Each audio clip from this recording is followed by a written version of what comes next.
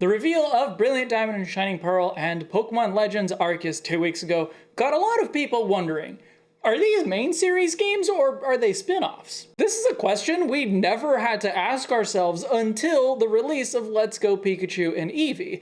Before that, every game was pretty clearly either main series or not main series. The main series was always on handheld platforms, the games followed in the footsteps of the original Pokemon games, Red and Green, and although some things could change, the overall style and structure of the games were pretty consistent. And anything that didn't fit that formula was considered a side game or a spin-off. By the way, those terms are often used interchangeably, but I think they imply different things. Like, to me, a side game is more something like Stadium. It's supplementary to the main series, whereas a spin-off is something that's more its own thing, like Rumble, for example. But of course, the line is blurry, like with Pokemon Colosseum.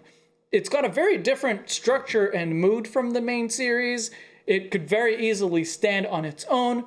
The battle mechanics are the same, but you don't get to catch wild Pokemon, so it's safe to call it a spin-off. But it's also sort of a side game in that it provides the 3D battles to the Generation 3 games. You could connect your Game Boy Advance to the GameCube with one of these cables, and use your Game Boy Advance teams to battle your friends or challenge Mount Battle. But at least the line was pretty clear between the main series and the side games and spin-offs, until it wasn't. Let's Go is based on a main series game. It's a reimagining of Pokemon Yellow, and every main series remake until that point was very clearly also a main series game. But Let's Go changed a lot. Its audience is more specific than the main series games. It doesn't try to be that game that caters to everyone. The visual style is more unique. It's inspired by those earlier main series games, but it's also a clear outlier from the progression of styles from the main series. It was released on a home console that is also sort of a handheld, but Let's Go is more catered towards docked console-style gameplay. It removes a number of elements that had been staples of the main series up to that point, like abilities and breeding. And of course, it completely upends wild encounters to replace battles with a caching mechanic that's pulled right out of Pokemon Go, a mobile spin-off title. Let's Go created this gray space between what was established as the main series and our understanding of what constitutes a spin-off, so the confusion was understandable. But then Junichi Masuda said that Let's Go is not a spin-off, it's a core Pokemon title. So that's it, right? Game Freak says so there's not really any question anymore. Well, on the one hand, yes, whatever Game Freak and the Pokemon Company say is the main series, that's what it is. It is their series, they get to decide. That should be the end of the discussion. And therefore, that means that Brilliant Diamond and Shining Pearl and Pokemon Legends Arceus are both main series games. The English Pokemon website doesn't clearly state whether they're main series or not, but the Japanese one does. It says, the latest in the Pocket Monster series, right at the top of both pages. That's their equivalent of the main series, so case closed. But on the other hand, what does it mean to be a part of the Pocket Monster series? What differentiates a main series game from a side game or a spin-off? Almost all of the things that I would consider key defining features of the main series have been proven not to be. Catching mechanics? No. Both Let's Go and Legends change that, and they are main series. A gym or gym-like structure? Probably not, considering Pokemon Legends is set before the idea of a Pokemon trainer exists, so the idea of a Pokemon gym doesn't either. And neither does a Pokemon League, another defining feature we can discard. So maybe it's the battle mechanics?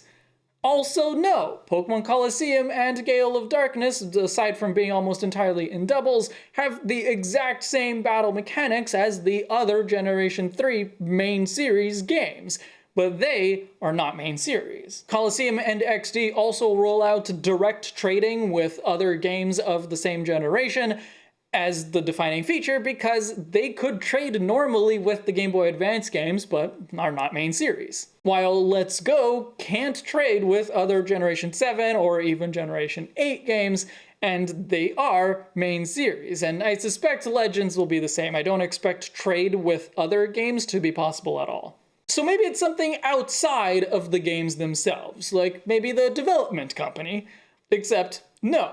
Brilliant Diamond and Shining Pearl are being developed by Ilka, and they are main series, whereas Game Freak did develop Pokémon Quest, which unsurprisingly is not. Maybe it has more to do with which games the official video game championship support. Wouldn't really apply to older games because VGC was only started in 2009, but the newer games are what we're more concerned with anyway. But no, because of Let's Go, which was never used for VGC. And for that matter, I suspect neither Brilliant Diamond or Shining Pearl nor Pokemon Legends Arceus will either. It doesn't seem like BDSP is expected to have a very long lifespan considering how soon after they come out Legends also gets released, so I feel like it wouldn't really make sense to use it for VGC 2022. I don't know, it could happen. But Legends, definitely not. Again, the idea of trainers isn't a thing yet. My point is that by including Brilliant Diamond Shining Pearl and Pokemon Legends Arceus in the roster of the Pocket Monsters series, Pokemon has rendered that label pretty much meaningless. Let's Go had already kind of done that, but these new Sinnoh games completely throw it out. So what does that mean for us, the fans? Well, I think it renders all of those discussions of is it main series, is it a spin-off, all that is moot. There's just no point to it. But we can invent for ourselves new terminology that is useful, that is meaningful. We have lots of terms that aren't official but are still useful and meaningful, like HM mules or type triangles. We've even created terms that did eventually get adopted officially, like shiny Pokemon. So I encourage everyone to think about some better ways to classify Pokemon games. Maybe we can talk about league games, encompassing every game that has a proper Pokemon league. Or maybe the connected universe, or even connected multiverse, to encompass every game that can trade or transfer through the bigger web of Pokemon games, including side games like Stadium or spin-offs like Ranger. I'm not trying to impose these specific terms. I'm sure there are better ones out there, and probably one or a few of you will spend the rest of your day coming up with terms and infographics to show which games are included or not. Trust me, it's a funny joke if you know who I'm talking about. So share your ideas below and we'll see which ones catch on. Thank you to all of my patrons who help keep me going, especially luxury patron Ethan from Chicago. And welcome to all of the new subscribers that joined me in the past week. Thank you for watching. I'll see you in the next chapter.